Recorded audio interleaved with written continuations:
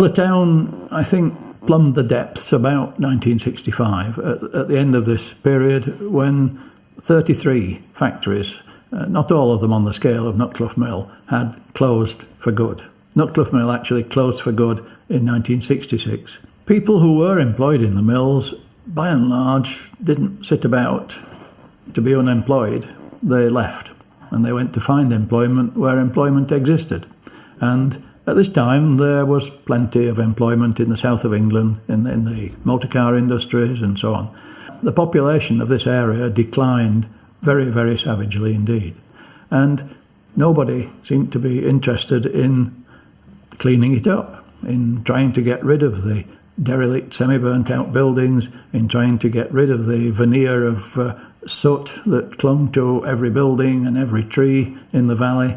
Nobody was clearing up the rivers that still ran with all the colours of the rainbow, according to what dyestuffs had been tipped into them over the years, and all the rubbish that then accumulated. It was a very demoralised society in a very derelict and desperate part of the world.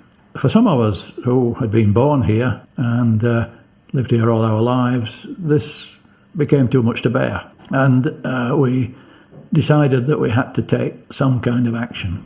The politicals, the politicos, the powers that be seemed to have no interest. There was no special incentive to improve the environment here or anything. So we got together in groups and we turned out at weekends to do the job ourselves. We set up an organisation, actually on the 12th of May 1965, dedicated to pulling this area up by its bootstraps.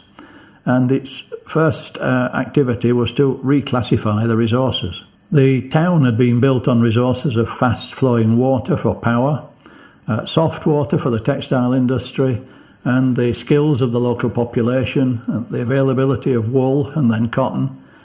Now we'd got potentially breathtakingly beautiful countryside, tremendous heritage of the first ever move worldwide of a total society from an agrarian way of life to an industrial way of life. And so we decided to try to build a future on beauty of the countryside and the heritage of the population, the cultural landscape, if you like, of the Upper Calder Valley. Our strategy was, first, clean the place up, in the sense that you put your best suit on if you go for an interview for a new job.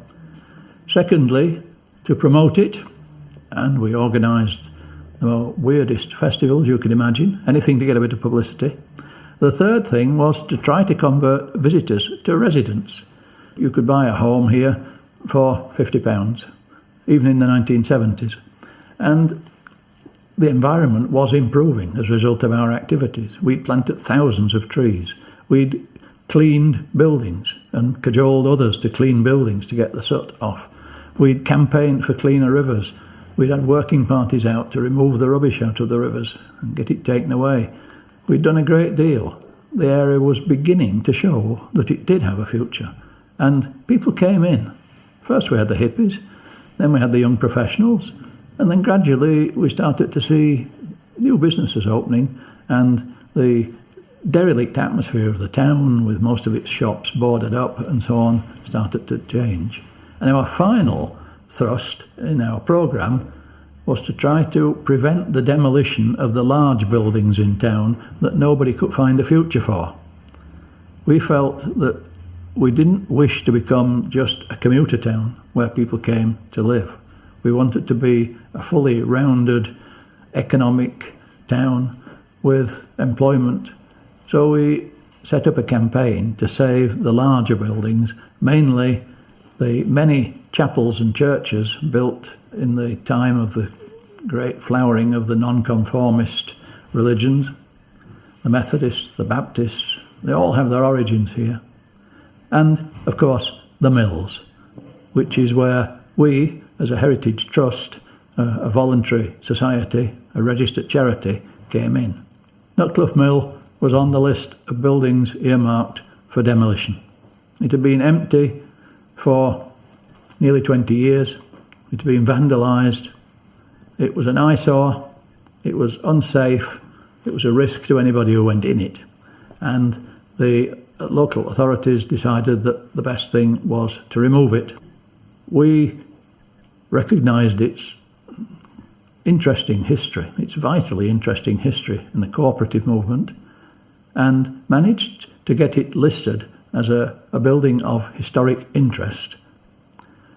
When we informed the county council that they had a structure plan which stated, among other objectives, that they would respect listed buildings, whilst here they had a listed building on their demolition list, they were rather taken aback.